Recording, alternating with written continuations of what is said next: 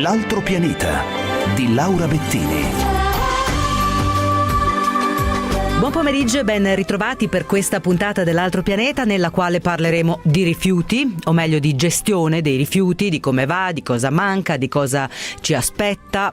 Poco di buono, a dire il vero, lo sentiremo, e facciamo nel fare questo percorso un esperimento, perché mettiamo in parallelo le interviste a due grandi associazioni, raggruppamenti. Una sarà Utilitalia, l'altra Fise Assoambiente, quindi aziende pubbliche e aziende private del settore. Entrambe hanno appena presentato degli studi, arrivando fondamentalmente alle stesse conclusioni e alle stesse richieste al governo.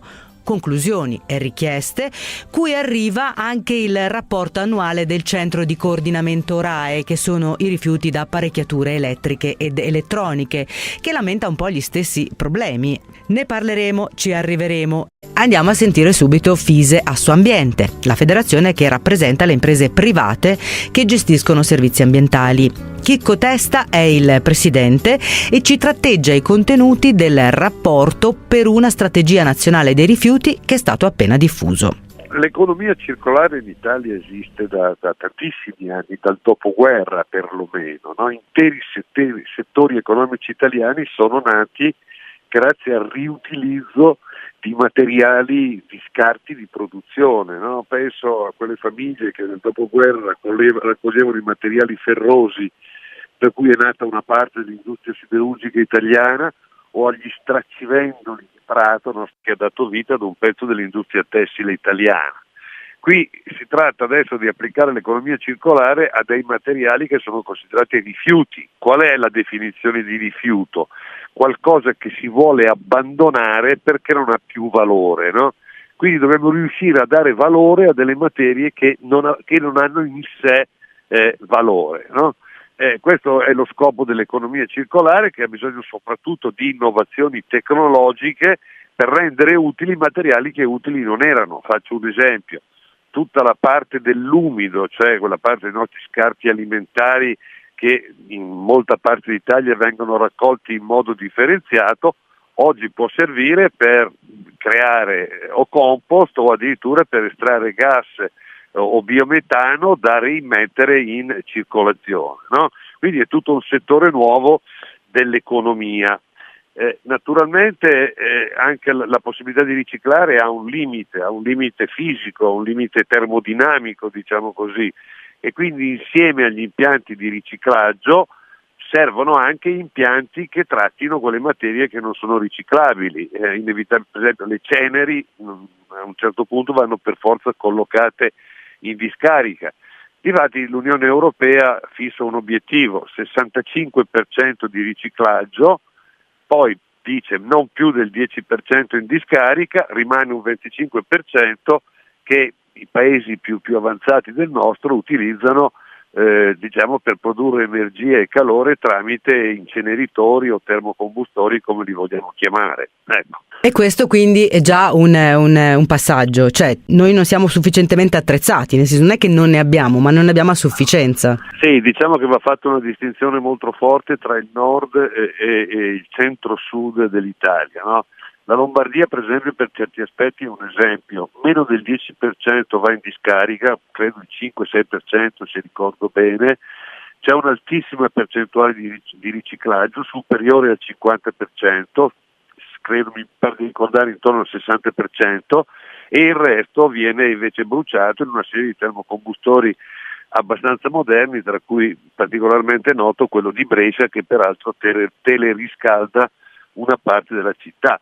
Sul lato opposto abbiamo la Sicilia, dove l'80% dei rifiuti va in discarica, la raccolta differenziata è bassissima, non esistono impianti di termocombustione, non esistono impianti di riciclaggio, e quindi è come se fosse un altro paese. Dunque, però anche queste discariche, che appunto dobbiamo sempre mantenere in una certa misura, stanno per collassare, sia al nord che al centro che al sud. Esatto. Tra l'altro, quando parliamo di scariche e comunque di impianti di smaltimento, dobbiamo tenere in considerazione che non ci sono solo i rifiuti urbani, quelli che noi conosciamo perché insomma ce li abbiamo in casa tutti i giorni, ma ci sono rifiuti speciali in quantità molto più grande. Cioè, per rifiuti speciali intendiamo prevalentemente rifiuti provenienti da attività industriali o produttive.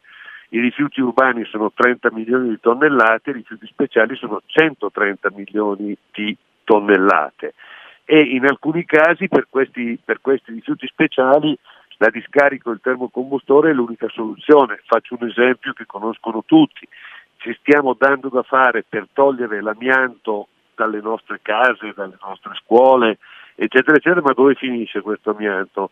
Più della metà finisce smaltito in Germania perché in Italia non ci sono impianti in grado di riceverlo, quindi noi regaliamo soldi, no? Anziché avere un settore industriale italiano che saremmo perfettamente in grado di avere se avessimo le autorizzazioni per fare gli impianti. Se avessimo anche, diciamo, come cittadini fiducia nell'impianto che viene realizzato e quindi non lo ostacolassimo, cosa che invece è molto diffusa. Questo è un esempio. Tutti vogliono l'economia circolare, ma nessuno vuole sopportare i sacrifici che questo comporta. Che si tratti di un impianto per fare il compost o per fare il biometano, che si tratti di una discarica, di un termocombustore, di un qualsiasi impianto di riciclaggio di biomasse, noi abbiamo un emergere continuo di opposizioni locali, quella cosiddetta sindrome NIMBY, che rende i tempi autorizzativi lunghissimi e impedisce quello che invece occorre fare, perché senza impianti l'economia circolare non si fa. Se parliamo di economia circolare, dobbiamo incominciare a vedere i rifiuti non più e non solo come un problema ambientale, ma soprattutto come un problema industriale. Vanno costruite e realizzate le filiere tecnologiche in grado di occuparsi di economia circolare. Il differenziato deve salire per fare il 65% di riciclaggio, che è l'obiettivo che l'Unione Europea ci dà al 2035, bisognerà portarla differenziata all'incirca all'80%, perché bisogna sapere che non tutto quello che viene raccolto in maniera indifferenziata è poi utile per il riciclaggio. Per esempio una buona parte delle plastiche attualmente vengono raccolte in modo differenziato e poi però finiscono in discarica o in termocombustione. Il caso tipico è Roma, che ha questi impianti, i famosi TMB, no, che separano i rifiuti. Che cosa fanno? Producono fondamentalmente del combustibile che finisce poi o nei cementifici o nei termocombustori, no? Quindi la raccolta differenziata è una premessa, è un modo diverso per raccogliere i rifiuti, ma non è la soluzione. Dobbiamo parlare sì di obiettivi di raccolta differenziata, ma soprattutto dobbiamo parlare di obiettivi di riciclaggio e di smaltimento corretto. Ora, detto tutto questo e avviandoci alla conclusione, quello che serve direi una strategia a questo punto. No, hai perfettamente ragione. Infatti noi abbiamo titolato il nostro ultimo convegno per una strategia nazionale, perché qui diciamo c'è una confusione, ogni regione fa un po' a modo suo, gli obiettivi, quelli lontani sono chiari, ma quelli vicini sono assai meno chiari. Invece una strategia nazionale significa avere degli obiettivi, delle filiere tecnologiche, dei programmi verificabili, controllabili e realizzabili nel tempo, un sistema di incentivi e di penalità che favorisca questo o quel settore, e in maniera tale da far convergere tutto verso questo obiettivo. Soprattutto ci vuole anche un atteggiamento diverso da parte delle istituzioni. Mi tocca rimarcare per esempio come l'attuale ministro sia spesso dia più ascolto a quelli che dicono no che a quelli che dicono sì, ma in questo modo non andiamo da nessuna parte. Dunque questa pianificazione, lo ricordiamo, insomma, è quanto mai necessaria a breve tempo, perché da una parte ci sono già le sanzioni europee, dall'altra sappiamo che gli impianti che abbiamo stanno collassando per vari motivi, troppa roba, la Cina che chiude e così via, no? Esatto, difatti è venuto a mancare anche il mercato cinese e quello indiano, dove esportavamo una buona parte delle nostre raccolte, carta e plastica innanzitutto. Le discariche non hanno più molto tempo davanti a loro, ci sono delle emergenze nuove che stanno arrivando, fanghi di depurazione, che saranno, spero, sicuramente in aumento, perché vorrebbe dire che stiamo aumentando la nostra quantità di acque depurate. Le acque depurate producono fanghi. Il maggiore utilizzo dei fanghi fino a ieri era lo spargimento nei campi, oggi cominciano a essere sollevati dubbi molto forti perché questi fanghi hanno livelli di contaminazione abbastanza importanti, e allora cosa ne facciamo? esistono solo due soluzioni: o li mettiamo in discarica oppure li essicchiamo e poi li portiamo a combustione.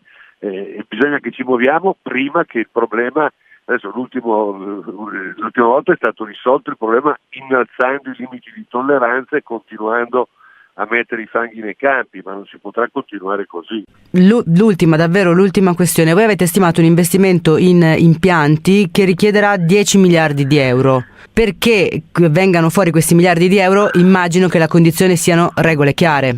Assolutamente sì, guarda, di privati e pubblici disposti, aziende private, aziende pubbliche, aziende semipubbliche disposte ad investire ce ne sono molte, però bisogna, come dici tu, avere la certezza della regola e sapere che l'investimento che si fa può andare a frutto in un tempo ragionevole, che non occorra aspettare un'autorizzazione 10 anni, 15 anni, eccetera, eccetera, altrimenti questo flusso finanziario non ci sarà mai.